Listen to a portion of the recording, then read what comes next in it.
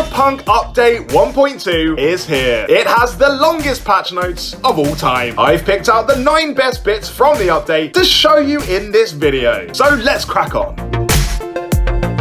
Okay, so for me, one of the best things you can do after downloading the Cyberpunk update is more easily reset your perk points. That's because the item that lets you reset your perk points, Tabula Rasa, can now be bought at a reduced price. It's gone from 100,000 eddies to the much cheaper and more reasonable price point of 25,000 eddies. That's just 1/4 of the original price. So you don't need to worry about saving up all those eddies. Just go to any Ripper dock and buy the item to reset your perk points. Your perk points reset automatically, you don't have to do anything. A cheaper way to respec your perk points lets you try brand new builds more frequently without grinding away for cash. This ties into the next part of the update, which is Gorilla Arms. Gorilla Arms damage has been increased, so if you've not tried them out yet, go ahead and give them a go. Gorilla Arms let you rip up turrets, tear doors off their hinges,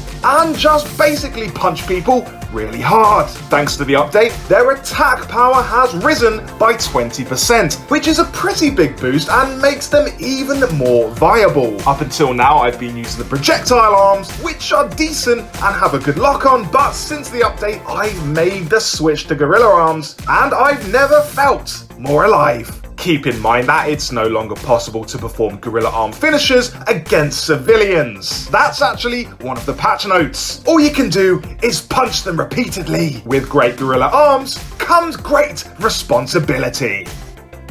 Next up, more destruction. You'll see more things break in Night City, but not break in the usual glitchy sort of way. I mean intentionally break the way things are meant to when you, say, drive a car into them or blow them up with explosives. For instance, thanks to the patch, there's now improved foliage destruction visuals, and during driving, collisions will no longer fail to stream in, which could actually lead you to falling out of the world. As well as that, destructibles will no longer become indestructible after loading a save. That means things that can be destroyed will be destroyed and won't just occasionally glitch out and become indestructible. This more stable destruction gives the game more tactility and less a feeling that it could just fall apart at any moment, even though, paradoxically, that's exactly what's happening.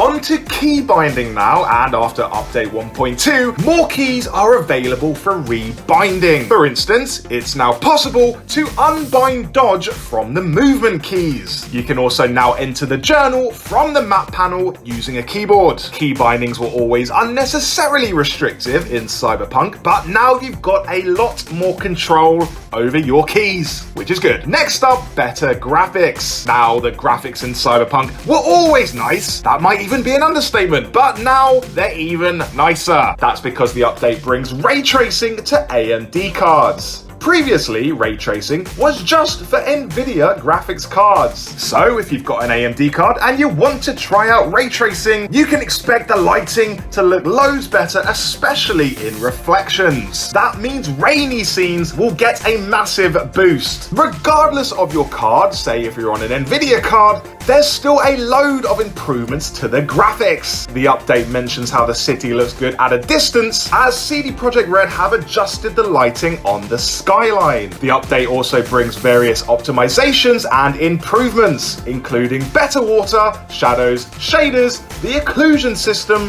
which is basically sunlight, and facial animations. If you've got eyes, you'll appreciate the changes. The new update also massively improves driving. We've got a new steering sensitivity slider added to control settings, which allows reduced steering speed for all vehicles. That's particularly useful for keyboard users, letting you cruise through the streets of Night City. CD Projekt Red has also adjusted the vehicle's steering code to work better in both low and high frame rate situations to produce more consistent results. That basically means that whatever frame rate you're pulling, driving is always solid. Some vehicles have had tune-ups and handling revisions to improve steering, cure excessive body roll, and cure oversteer, which means you'll see a lot less of this. For those who flipped their car or got it stuck in a wall, you can now use the Getting Unstuck feature. Just use the left stick or left shift and left control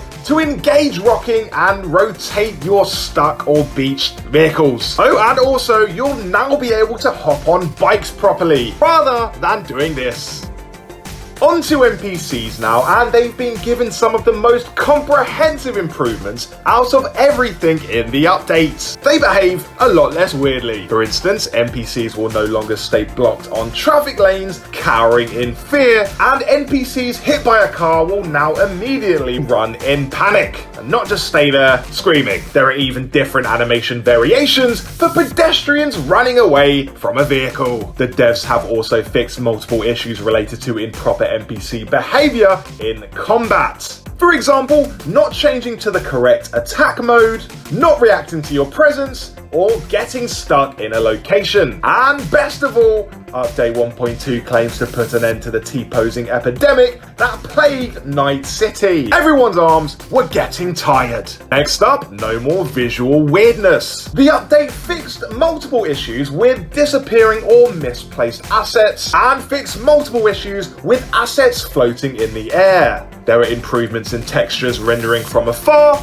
improvements in materials detail quality, and improvements for interior and exterior light sources. Not only does the update reduce visual effects of glitches, but physical effects too. For example, there are fixes to multiple issues where players could get stuck in location geometry, aka a wall. You'll also not be able to reach unintended areas and potentially block quest progression. Night City should hopefully now adhere to the laws of physics. And finally, we have improved performance. The game should freeze a lot less, reducing the number of times it boots you back to desktop. The ideal number of times it boots you to desktop would be 0. The game also performs better when you're driving, streaming the world in at a much smoother pace. The way CD Projekt Red has done this is by optimizing memory management and using some kind of developer wizardry to increase the performance of the rendering engine. That's developer speak for we've given you better frame rates.